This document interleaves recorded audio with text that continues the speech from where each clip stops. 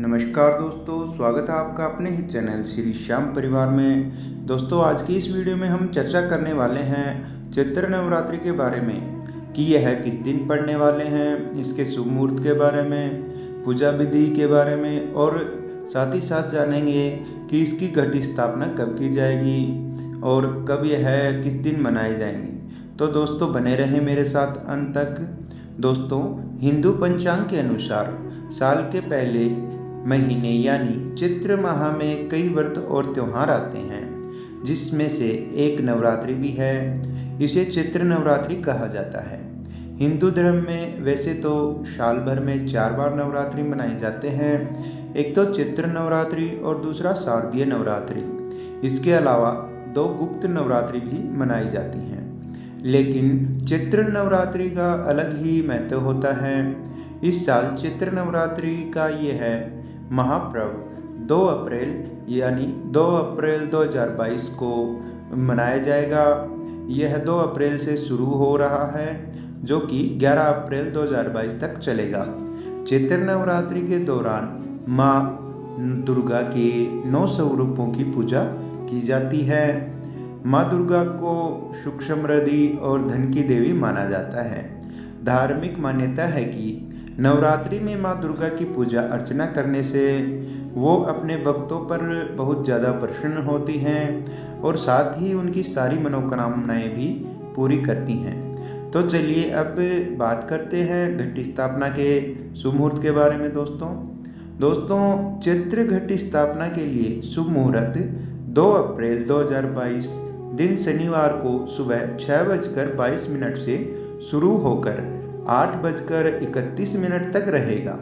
इसके अलावा घट स्थापना की अवधि जो अभिजीत मुहूर्त है वो है दोपहर 12:08 से 12:57 तक यह अभिजीत मुहूर्त रहेगा। वहीं प्रतिपदा तिथि 1 अप्रैल 2022 को सुबह 11:53 से शुरू होगी और 2 अप्रैल 2022 को सुबह 11:58 पर खत्म होगी। अब जानते हैं कलश स्थापना की विधि के बारे में।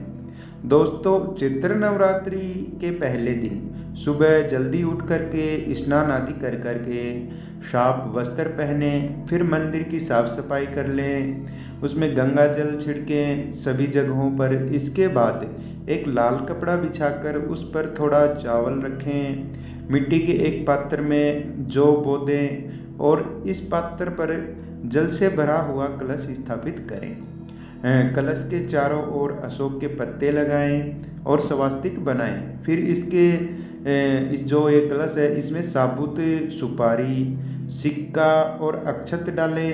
इसके बाद एक नारियल पर चुनरी लपेटकर कलावा से बांध दें इसे, और इस नारियल को कलश के ऊपर रखते हुए देवी दुर्गा का आह्वान करें और फिर दीप जला करके कलश की पूजा करें। ध्यान रखें कि कलश स्टील या किसी अन्य अशुद्ध धातु का नहीं होना चाहिए। कलश के लिए सोना, चांदी, तांबा और जो पीतल है, पीतल की धातु है, उसके अलावा मिट्टी का कलश भी आप ले सकते हैं। यह काफ़ी शुभ माना गया है, तो आप इसमें से कोई भी आपकी श्रद्धा के अनुसार कलश ले सकते हैं, तो यह है स्थापित कर सकते हैं। और दोस्तों, अब बात करते हैं क्यों करते हैं कलश स्थापना।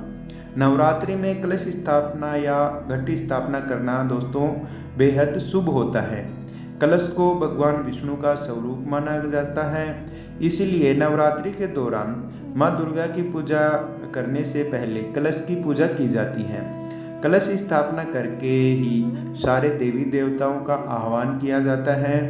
कलश स्थापना के साथ ही 9 दिनों के व्रत की शुरुआत होती है। दोस्तों, इस दौरान नवरात्रि में माँ दुर्गा के 9 स्वरूपों की पूजा की जाती है।